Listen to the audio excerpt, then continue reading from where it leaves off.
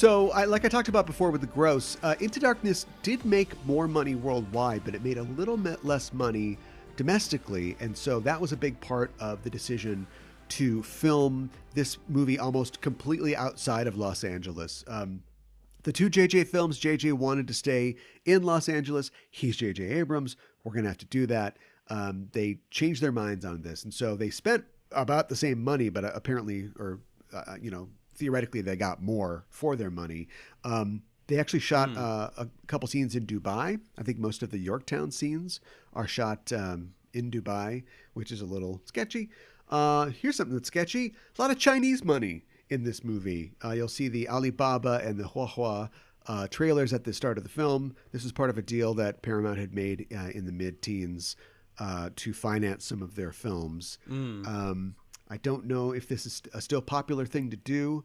I know that Hollywood has been trying to get into China and has made it explicit with films like The Meg. But yeah, so that's where that comes from. Just didn't want to pay the whole bill on this one. Yeah, you got to go where the money is. I guess you do. And yeah, ultimately, like I said before, there was essentially a loss on this film when you look at the total budget combined with the promotional money that was spent. And that's pretty much like what delayed Star Trek 4.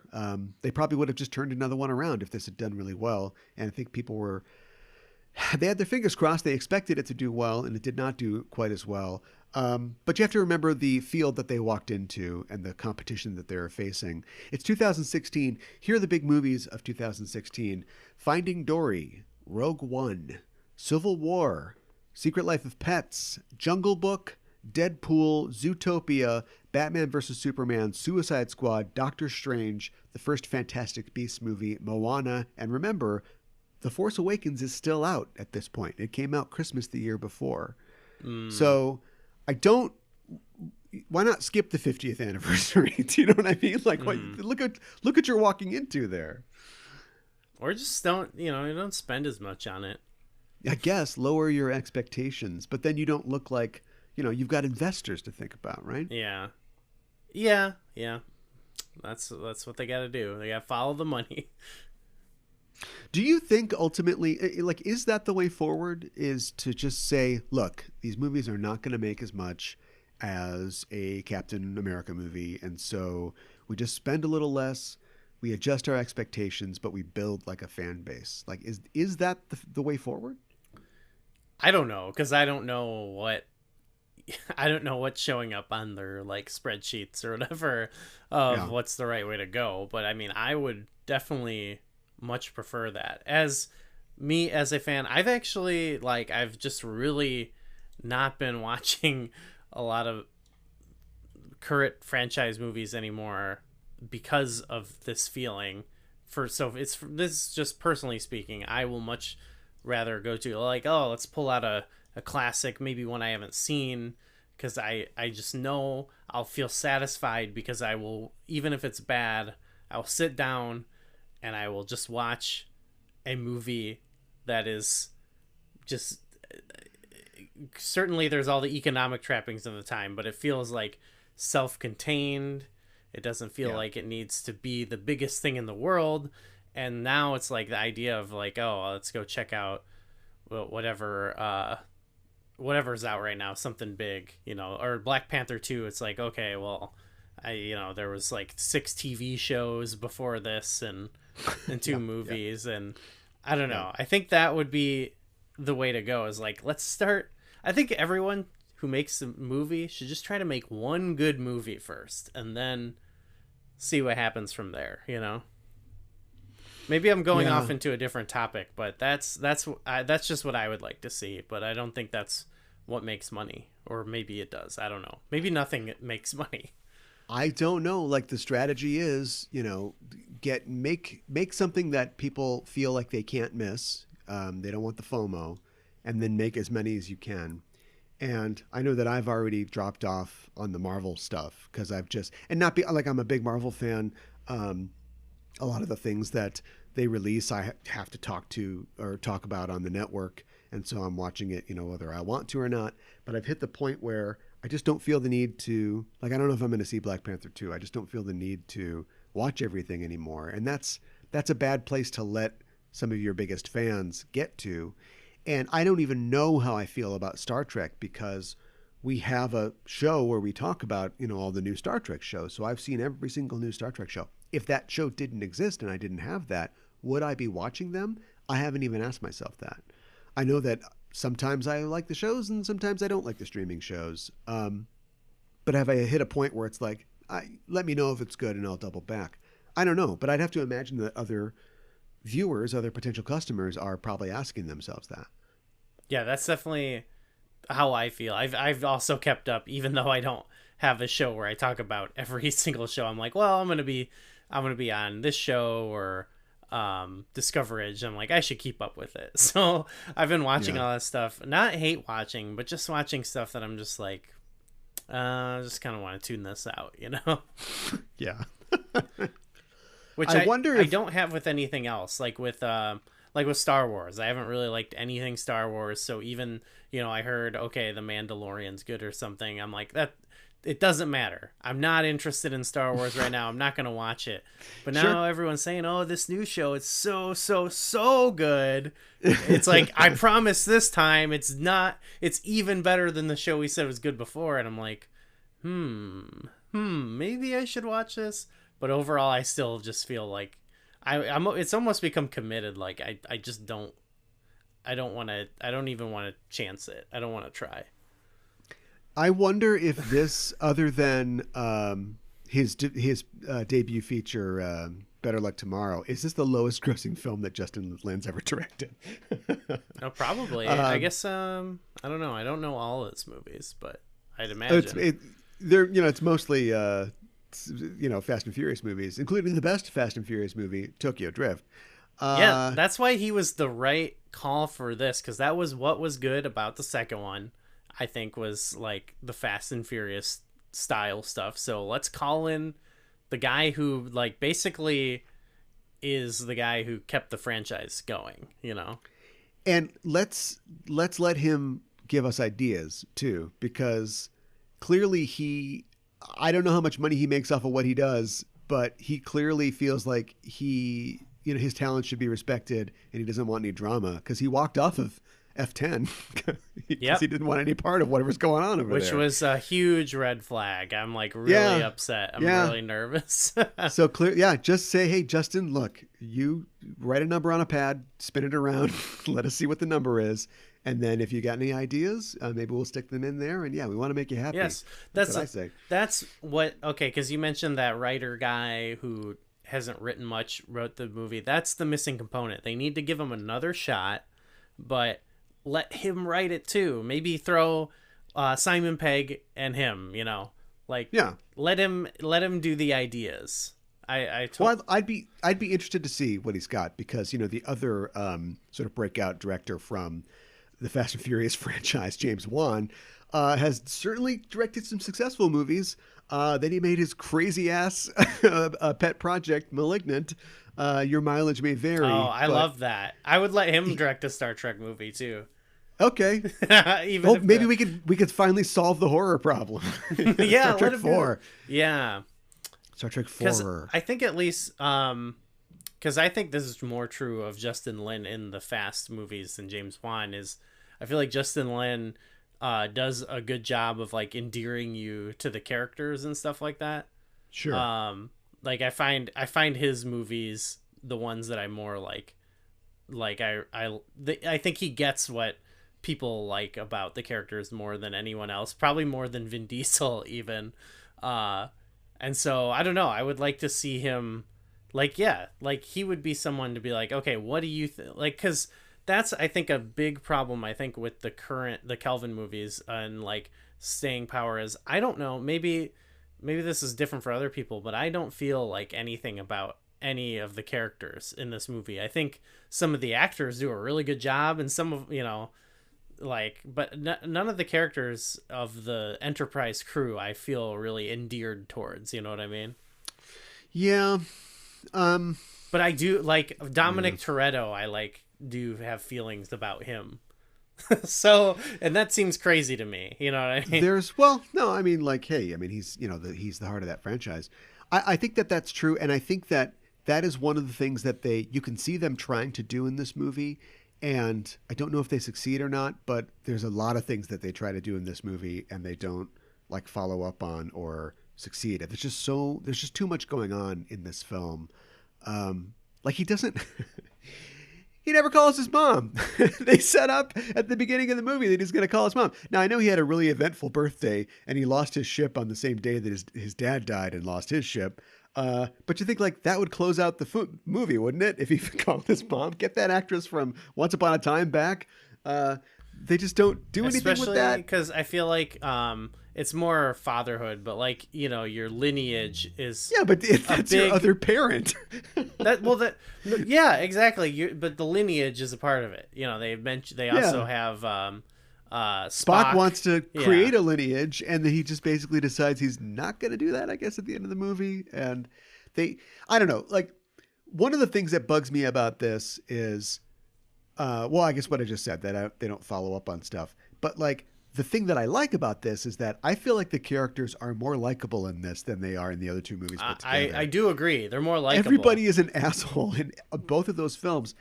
But even Spock is like who knew that one of the things that I love about Strange New Worlds the most is that like who knew that if we gave Spock stuff to do, like he would be even more interesting.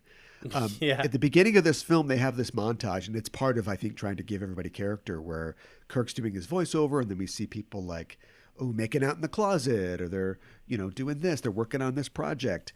And then Spock is just like putting the thing in the thing and then walking away. It's like, it's just nothing. Spock's just boring. There's just nothing we can do with Spock. He's just not interesting. He's got this relationship that's been going for 3 movies that still isn't going anywhere. No, you do not care about this. Do not care one bit. Yeah. Here's some trivia from the film, and it actually is related to both Leonard Nimoy and Justin Lin. The Franklin's registry number is NX326. That's a reference to Leonard Nimoy's birthday, and the ship was named after Justin Lin's father, Franklin. Nice. Speaking of ships, this is the 3rd time an Enterprise is destroyed in a Star Trek film. Of course, the first 2 times were the Search for Spock, and the Enterprise D was destroyed in Star Trek Generations. And I guess, you get 3 movies in, it's time to blow up the ship. Yeah, it's definitely the worst one, I feel like, out of all the movies. Because in the other movies, I get it's like the setup is they're all stuck on this planet, but in the other ones, it's like the big climactic kind of moment, sort of. And then this one is like 20 minutes in, we lose the ship. Yeah. It's kind of like getting jobbed out in your like first match. You know what I mean? Yeah. It's like they show up for this, and it puts Krall and his little bees over, though, doesn't it? Yeah, that's true. I guess I don't understand. Beach. I don't understand why a little ships are better than a big ship. Do you know what I mean? Like, we know that the ships in Star Trek, the technology is like they've got titanium and duraluminum. They've got shields. They've got all these things. There's a reason that you fly a big ship around. And I doubt that they would run into a bunch of little ships and go, crap, we should have been doing little ships this whole time. Like they're too powerful right off the bat. They're the Undertaker of spaceships. Yeah, or it's more like it just feels like it's a different universe. It feels like actually comparing like a WWE style match to like a lucha libre match. You know what I mean? Where it's like, it's a style clash. There's just like different sort of moves are effective in different. Like they sell things different ways, right? So it's just weird in this, like in all these movies, even the space battles are always like, and you're like, how would any of them, how would even, this is supposed to be the same ship as in the original series? Like, what? Yeah, right. I guess that's just a change in styles, but I feel like that's something I like about Strange New Worlds, is that it shows that you can do this more methodical style of space combat, and it can be like elegant and beautiful. Like they have some really cool scene. There's like the one scene where she's just flying the ship through like a asteroid field, and it's amazing, but it's not zipping around well, it is, but it's not. Cameras, you know what I mean? Spinning 360 degrees. Yeah, it's beautiful. Yeah. It's just like, I don't know, it's just the nature of the beast, and plus you get the Fast and Furious guy. You're like, what do you think's going to happen? But I thought that it was too bad that the ship went down so fast. Like, I get the idea of, this is a little different. We're going to take everybody off the ship. They'll be stuck on this planet. It's like, I get that, but you got to immediately just destroy the ship. And then also they have to somebody, again, this is just like one of the million hats that are in this hat store of a movie, but we had to separate the saucer from what? There's just a little piece left. The engineering hull is gone. And Kirk calls for the abandoned ship, like after. So did they just, everybody in the engineering hull just died? Like, is that what happened? The ship is already in two by that point. And I have a million questions. The little ships, like, are they robot ships? Like, we show that there are guys in these ships. So when like a million ships come out, does Krall have like an army of like millions of people, like, ready to fly all these ships? Like, where do they all live? How does he feed them all? Like, none of it makes any sense. Yeah, because even though they have sort of that tech that helps them all fly together, like, they show you can go in and steal one. How are they all like who are they vampiring to stay alive this long? Well, that's what I mean is like, how is he's not stuck on this planet? He can go. It seems like he can go other places. Why hasn't he gone and been like, what's that? He wants the weapon. He wants this weapon. Yeah, but I don't know. Why not just fly one of those ships to the nearby Starfleet base? They're next door. Yeah. I'd be like, what's going on, guys? Stop doing the vampire for a while, and then you start to look more human, I guess, right? And then you can infiltrate. And he must have just been stuck there so long that he just went bonkers. Does the Enterprise then kill millions of people when they play sabotage? When they blow up all those ships? Oh, yeah, big time. Which, Awesome. You gotta do what you gotta do. You're too violent, Krall. Stop killing people. Hold on. I think I can accept that in this new version of Star Trek, that they're not gonna have a whole scene where they sit at a table and they're like, well, if we do this, then it's gonna kill all these people, and then they gotta like feel bad about it. I get that, but. No, I mean, like, it was, those guys were going to kill billions of people probably, so it's fine, but still. This is the second Star Trek film to not feature any scenes taking place on or near Earth. Insurrection was the first one. It's another Stranded on a Planet movie. And I think that's interesting in the fact that so many Star Trek movies do involve Earth. Like, I don't really know why that is.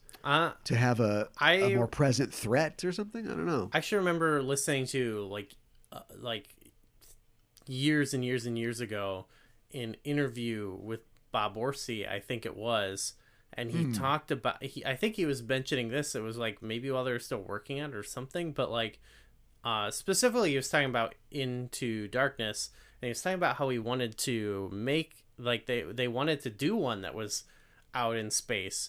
But like they're told, like, oh, you got to incorporate Earth.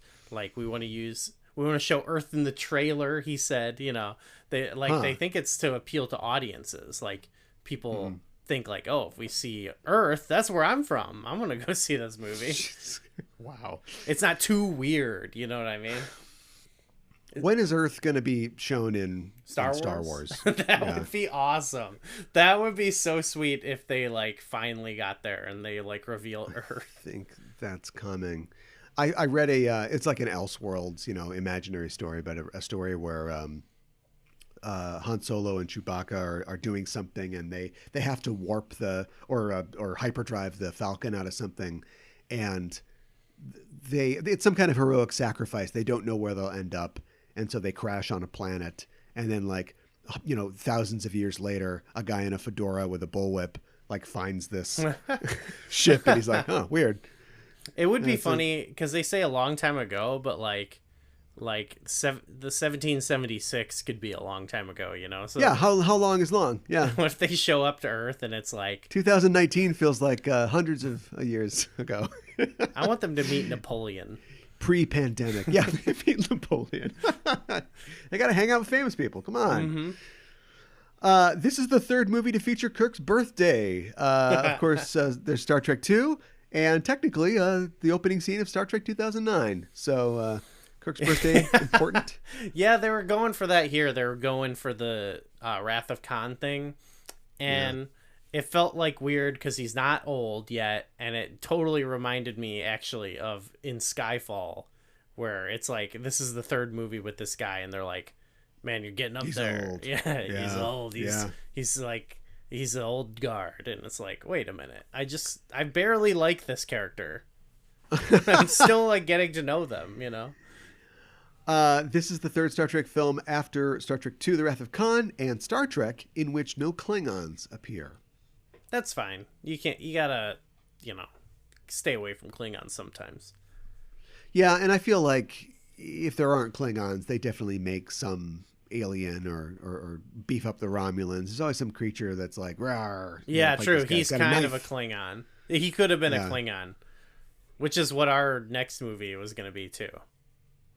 That's true, but like I wanted to see a Kelvin movie that actually, featured the Klingons. It was about the Klingons. Yeah, that would be cool. Not just like, it's like weird in the other one where they're like, and here's the Klingons. And this is a weird fact, but true. This is the second time in this series that mining equipment is used as a weapon against the Enterprise. Nero's ship in 2009 is a mining ship, and Krall mentions that all these ships were used for mining by the race that originally lived on the planet. Used by mining, it's a different type of, it makes sense actually, but it's so weird. It's like mining equipment. It's like, it's like I get it. Nero's ship is like from the future, so probably a mining ship from the future could probably take out, you know what I mean? Like that makes sense. And I guess these are like some ancient advanced aliens, so sure, it's like also a crazy weapon. Why not? Yeah, you don't know how tough the ore that they're going after is. It could be really, really dangerous.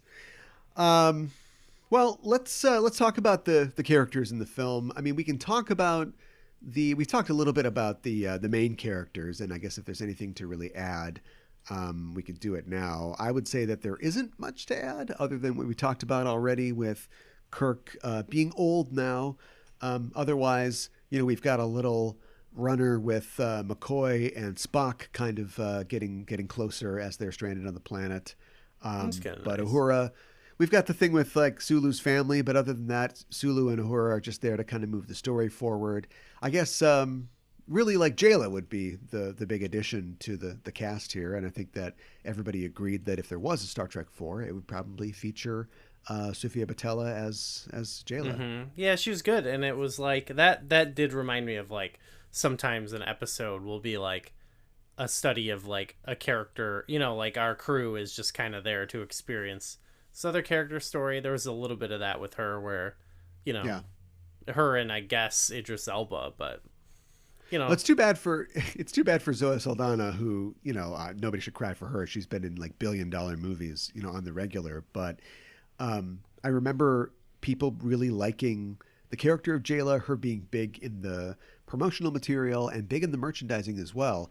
And a lot of women saying like, I really like this character. And I think that's great. Like we all, know the cynical edge of them creating this character, specifically to get female viewers in. Mm-hmm. But, if female viewers like the character, I think that that's really cool. I think that she's fine as a character. She does seem like she comes out of another movie. She does feel like a Star Wars character or something like that. But, and we don't really dig too much. They give her a very abbreviated arc in that she goes, oh, a guy killed my family. And then later on she gets to like, kill that guy. And that's basically like her arc. Yeah. That's about it. It's a little undercooked for sure. This is another, I don't know if this is just different drafts coming together or just bad writing, but they have the location. Like they know where Krall is, but they're like, do we know where Krall is? And Spock's like, I have a radioactive tracker we can scan for. Oh, we've got that. The sensors on the ship tell us that they're there. And then Jayla tells them, I've been there. That's where they are. It's like 3 different ways to know, yeah, that's where we ought to go. Sure, yeah. I was thinking, like, watching it that I was like, okay, it's like they're going to this one planet, definitely, because the ship's destroyed. Like, I kind of like that it's like, okay, this is going to be a bit more simplistic. You know, we're not going to be flying around solving any political intrigue. But it was like, then it's like you just said, kind of like, that's where it is. Like, okay. Yeah. And of course, in like hiding the fact that Crawl is this former captain, it blows through so many questions about like, doesn't he know where his ship crashed? Like he never went back to the Franklin for technology or discovered Jayla. They have one line that is really kind of confusing. Like when I first saw it, I didn't understand, but when he's in his little ship and then he sees the Franklin flying, he's like, my old friend. And I'm like, is that a Khan reference? Is he talking about Kirk is his old friend? And it wasn't until later that I was like, oh, he means like the Franklin. That was my ship, like my old friend. But it's like, yeah, dude, that was on the planet the entire time. How did you lose it? What are you talking about? That's like most of this is like stuff that it makes sense. Like it could make sense. It could be explained, but like I don't want the movie to explain things. But that's true. Yeah. It just feels like there's too many contrivances, I guess. You know what I mean? Yeah. Or like just like logical leaps you got to kind of make for it to really make sense, when you could use that to develop the character, you know? Yeah. And as I mentioned, they turned the script around really fast. Like they were shooting almost immediately off of the script. Idris Elba as Crawl. I think, hot actor at the time. He's still pretty hot. Interesting I like him a lot. idea. We talked about like I think the premise of the character is interesting. Completely undeveloped and unbaked. Why does he talk like Cookie Monster? I don't. How does using the again, talk about not explaining things. The idea that I get in my headcanon is that the aliens who lived on this planet had some kind of life extension technology that he is using to stay young, right? But it works by renewing your DNA, and it's programmed for them. So it basically turns him and anybody who uses it into that kind of alien, right? And then also there are a bunch of something that I think is a movie in itself that we never explore, is that this planet is full of people who have also, this is a Sargasso Sea where ships crash. Like that episode of, did we talk about this one on the show? The episode where they get sucked into the animated series, where they get sucked into the universe where there's like a council of people who are different aliens because they've all been sucked into this. No, we haven't talked about that. The counterclock incident? No, that's not it. I can't remember the name of the animated episode. But anyway, so like it's like a Bermuda Triangle. Yeah. There's a bunch of different like alien races who are all sort of generally fleshy and like have bumps. They're never really defined. So those are all like his cronies and stuff like that. It was just a little. I get that they wanted to like. Apparently, they added like 50 new races for the 50th anniversary, but like they didn't differentiate them very much, to the point where there's the Quisling character that that initially like lures them to the planet, and she's got like fleshy protuberances, and then there's like Ensign Crabhead, who's also a lady with fleshy protuberances, and so I just had a hard time kind of telling all the aliens apart. Yeah, same. There was a lot. I'm like, are they I actually thought they were all like the same, but they're not. And then they just kind of gave up, and some of the guys had like robot suits on, because we'll just get that in there. Yeah, I can't even like picture anyone else other than those like three you just sort of talked about as Jayla. They're the guys who initially try to like beat up Scotty when Jayla saves him, and they're all kind of like space orcs, like they've got like nose rings and things like that. Just they like, okay, all right. They kind of reminded me of like the soldiers in like the Justice League movie, Oh yeah. Like they all, in that they all just kind of felt like characterless in a way. No real personality. I mean, arguably, again, you want to keep it in a mystery, but arguably they could have been like a Klingon, an Andorian, right? Familiar races. I would have accepted that reference. If people have been, or like or a Jem'Hadar or something like that. If people have been crashing on this planet for years, it could be anybody, but it's just a bunch of weirdos that we don't know. Right. Yeah. Yeah. That was an opportunity they kind of missed. I like though creating new character. Like I like that they had this new character and like these new types of aliens. I think they just did a bad job with some of them. So yeah, new characters. All those new characters in the Kelvin universe, like Jayla, Keenzer, and Crabhead. I like Keenzer. I think everyone likes Keenzer. Keenzer, yeah, but why is he silent? Like, just give the guy some lines. He's like Morn. I guess the movies, Star Trek movies, have always had a problem like holding on to introducing new characters, but not holding on to them. And so, I suppose if the Kelvin universe had gone forward, maybe we would have gotten even more characters. But I think Jayla is probably like one of the big, takeaways that we can say we have from this movie or for this franchise. Apparently, Peg and Jung based her character on Jennifer Lawrence's portrayal of the character in Winter's Bone. I don't know how they ended up there, but apparently, like J Law, like that's where they got like the name from and everything. Oh, so that's not good. Now I don't like it anymore. That's a bad alien name. So, they gotta come from somewhere, I guess. Yeah, come on. I'm still trying to figure out Crawl. Crawl. He's crawling. That just sounds like a, like that could have been a Klingon name too, actually. Yeah, General Crawl. Crawl. Yeah.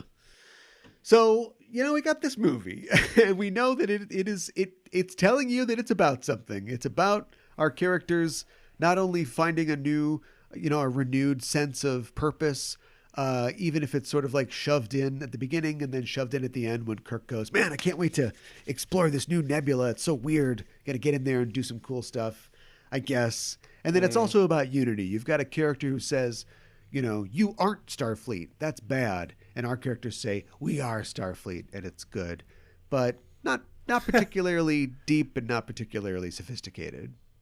I think it does. It's a I think referencing that era of Enterprise is like a cool idea and showing how, like, that's one thing that's cool, like watching Enterprise actually, is that they feel like more imperfect than any Trek crew almost. And I think you could have done something there with like, how are they then compared to now? But we just talked about how they don't really bat an eye at like killing a ton of people. You know what I mean? Like, it doesn't really feel like things have changed. Yeah, we don't know. Like, maybe they landed on the planet and all the aliens weren't gone, and First Contact did not go well, and they like wiped out the remaining aliens on the planet. Like, there are things to explore, but that would take away from karate and motorcycles and things like that, I think. And it's too bad. The timeline is kind of like wobbly too, because he's a Mako captain. The Mako have been retired, but the Mako exist pretty much till the end of Enterprise. So that would have to have been after Enterprise. He's given like this Warp 4 ship, which would be older than the NX-01, the Enterprise.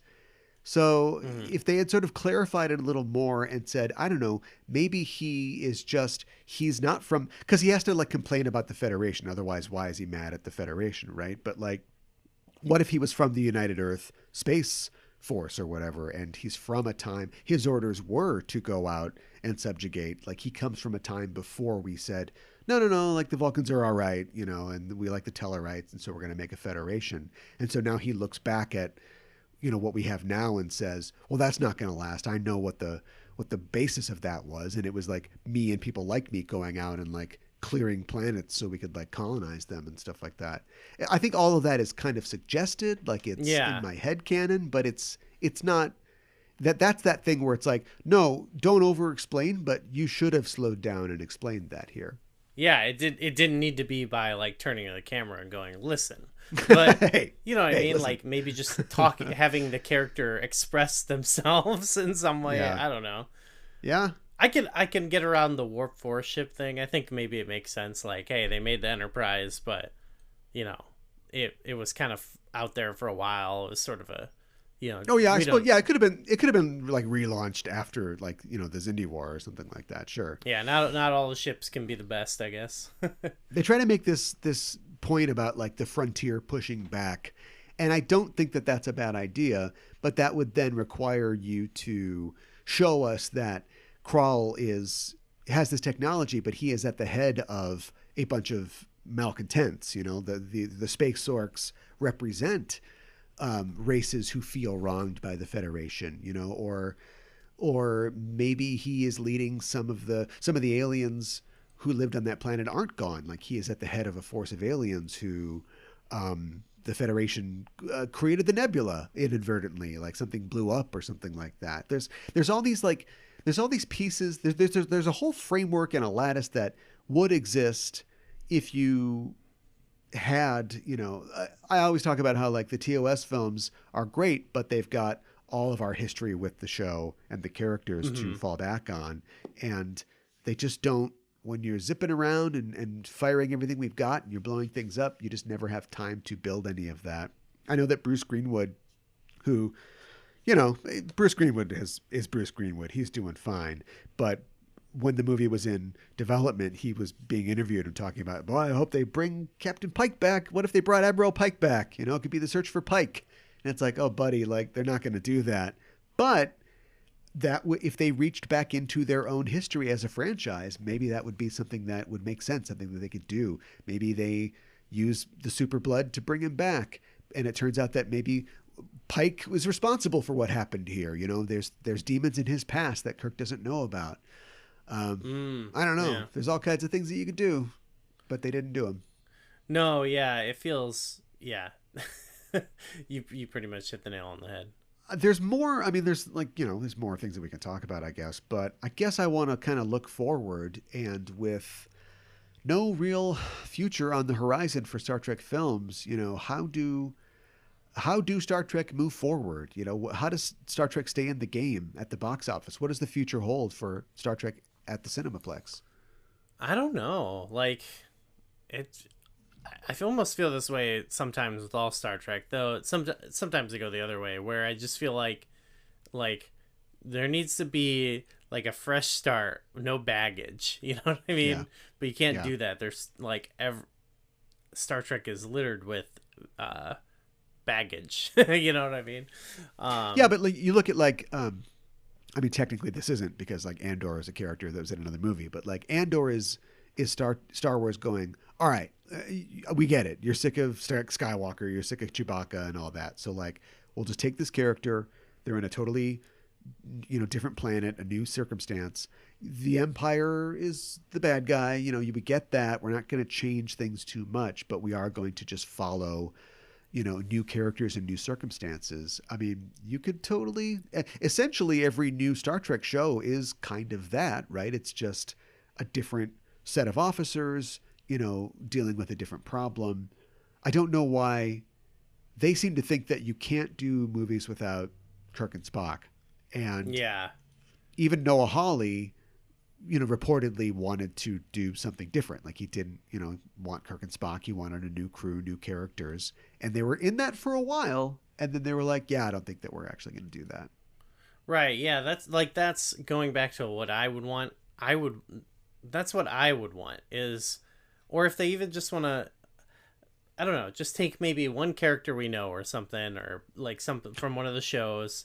Yeah. But like, just give us a movie about like some Star Trek stuff going on. Like, keep it simple. You don't need to, it doesn't have to be like, about the whole legacy of the whole series or anything, Yeah. I almost thought that when they were doing Picard, I remember like started like season 2 or 3 or whatever, and the one dude's got his own ship. I'm like, okay, how about we just make a show about this guy's ship, and you can get some of the people from the other seasons on there, sure, but then we can get some new characters, and even these guys, they were on Picard, but they're kind of new characters still, and then that's not what's going on. That was the beginning of season 2.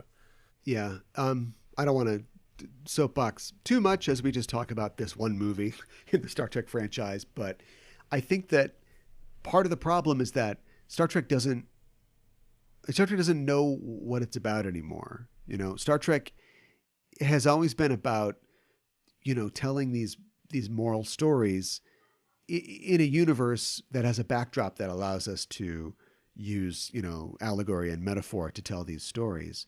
And like, it kind of does that still on TV, but there's a reason that the characters always repeat, we are Starfleet. It's because it doesn't, I don't know if it doesn't want to piss people off. I don't know if it's out of ideas, but I feel like they don't know what to do anymore as far as like telling those stories go.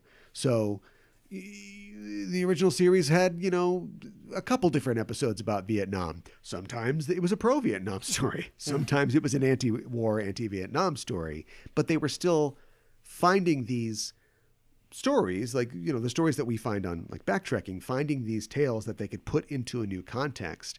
And like Star Trek doesn't really do that anymore, other than to just generally say, yeah, we're a progressive universe. Yeah, Stacey Abrams is the president of Earth. Yeah. We believe in these ideals, but we don't have anything to say about them anymore. And ironically, they have become, I use this word as a descriptor because people understand it. I'm not attaching value to it. They have become generally woke, whereas I feel like Star Wars, the franchise that was never woke, is now getting success by being woke. Andor is a story about the depredations of capitalism. It's about an oppressed people fighting back, not just generally against a guy in black and guys in white. Like, they have a grievance and a reason that they are rebelling. And so and people are raving about this show. Like, they are finding success by doing things that Star Trek has done for years, but just doesn't really do anymore. And I think that that's kind of depressing, because I don't think it's a resource that you can use up. 856 episodes or whatever. I think that it is an evergreen resource that they're just not interested in pursuing right now. Yeah. I think, I think that's just a current trend with a lot of things, not everything. Like you just gave a counter example, but where it's almost like we want to create the illusion that like we're sort of questioning things and we're talking about deep things, but really it's more of just a pat on the back and like make you feel good for watching it. You know what I mean? Yeah. And it's weird because it's not, there are other shows and, genre shows and, real life dramas that are doing that, everybody else goes back to Deep Space Nine, but it works. Deep Space Nine, you got a character like Cisco who wants to do the right thing and he ends up covering up a murder and he's like, oh man, I shouldn't have done that. Or you've got a character like Kira who was, a terrorist in the past for a good cause, but she finds herself locked into this like cycle of violence and people wanting revenge on her for the things that she's done. And these are all interesting things that pay dividends, down the line. And they're so terrified of having any of the characters on their shows seem like bad people. I can't ever imagine them creating a character like, well, I was going to say Garrick, but like even Worf, like a guy who's like extremely hey man, conservative guy. I'm a conservative guy. I've got a violent background. When push comes to shove, I go to the Batleth, but I'm still the guy that you root for. I'm still the hero. You just don't see that, and you're never going to get that in the Kelvin universe, I don't think. Yeah, I pretty much agree with you. You got a guy like Kirk who, this is the last time I promise I'll mention Star Trek V, but a guy who is basically he orders his best friend to kill his brother. And then he's really mad when the guy doesn't do it. And he doesn't believe in any of this God crap. And then at the end, he's like, I was wrong. I didn't know what I was talking about. I lost my way. And, the search for meaning and spirituality is important. And I just don't ever see something like that happening. But who knows? There's another season of Picard to come.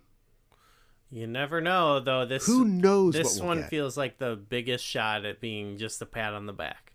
Beyond? No, Picard, the new season. Oh, the like, 13th. Yeah. Remember all the cool things we love? I mean, I'm sure they'll be like, "Oh, you haven't called, and I'm mad, and we've got beef," and then they resolve it. That'll be the first half. Yeah. Then they'll resolve it. Make pizza together. Yeah. Anything else that you can think of to say about Star Trek Beyond? Have we gone beyond? It was funny. I liked when they played the Beastie Boys. You know what? Yes, that is the most satisfying self-reference return that they had in this series of 3 films. I think they closed the loop. It's really dumb, but I kind of liked it. And it totally, yes, found yourself loving it in spite of yourself, for sure. I don't like the fact that they stole Chekhov's whiskey. Come on, Bones, you drink all your booze? Why are you stealing Chekhov's whiskey? Guy's got some whiskey. And then at the end of the movie, he's talking about whiskey, and he doesn't even say, I had some whiskey, I don't know where it went. Yeah, another setup. They're not even bothering to pay off their own setups.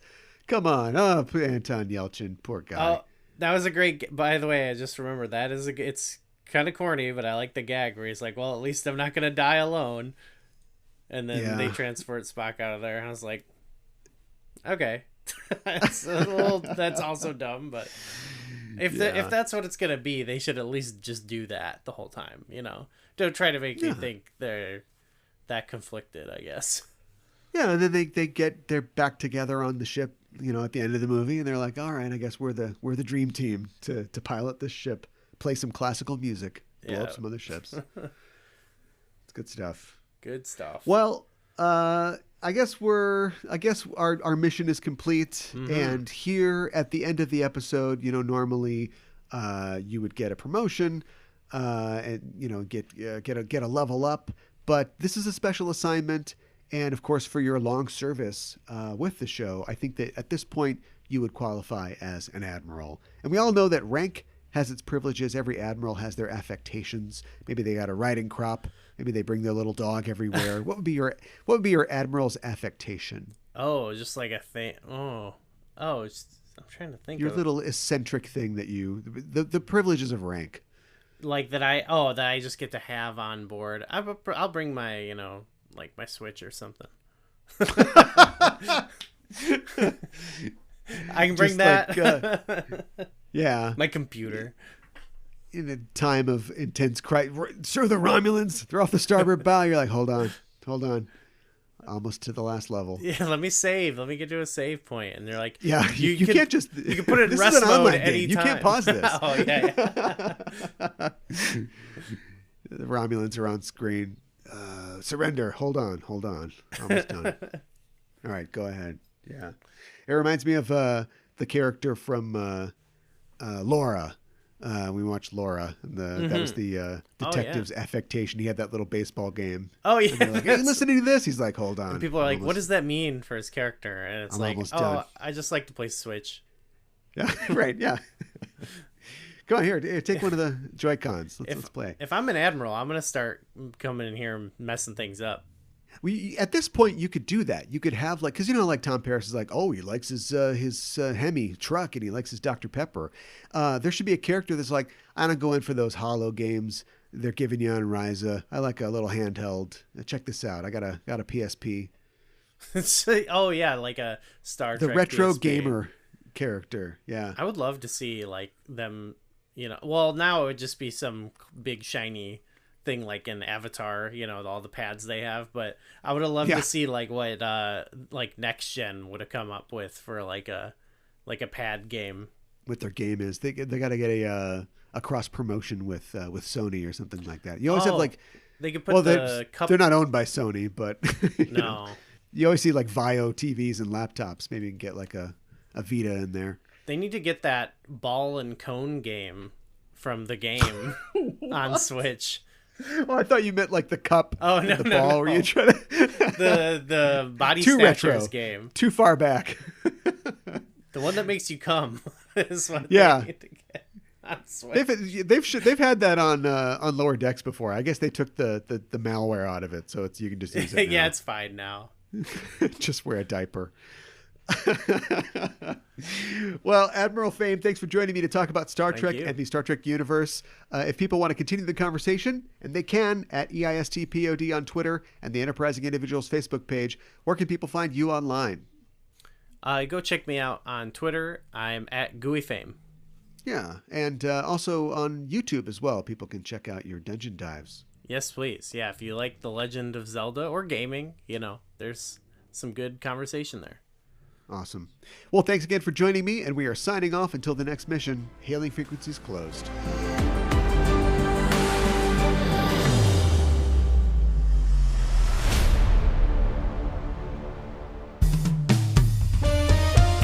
BackTrekking is back for an all-new season. Hi, I'm Caliban. And I'm Gooey Fame. And we'd like to introduce you to BackTrekking, the podcast that explores the real-world inspirations behind your favorite episodes of Star Trek. From historical events to classical literature to blockbuster films, we go where no pod has gone before to seek out the origins of classic Trek tales. Did you know, Gooey, that the TNG episode Too Short a Season was an allegory for the Iran-Contra affair? Yeah, only sweatier. Did you know that the Enterprise episode Regeneration was an homage to the John Carpenter film The Thing? Archer and T'Pol freezing to death over a bottle of whiskey would have been a controversial ending. As a dog lover, Archer would not like The Thing, I'm guessing. Oh my god, movie night is canceled. Join us every other Thursday for a journey back to the beginnings of the Trek universe. BackTrekking is available wherever you get your podcasts. No, Porthos!